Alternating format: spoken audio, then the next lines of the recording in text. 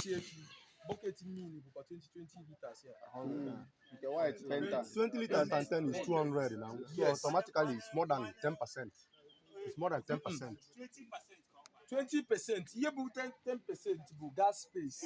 gas space. Gas space with 10%. You can ration this one to anything, anyhow you like. Any more? Yes. Like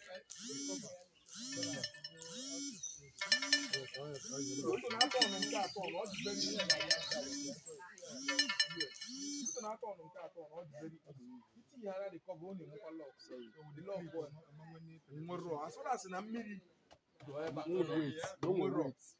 ebe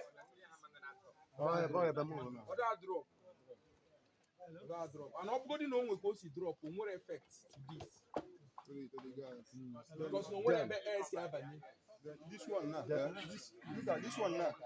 This one now neighbor this drop. I don't know oil seal.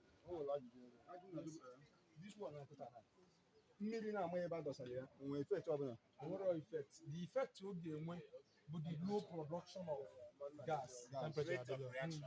Due to near need. Yes.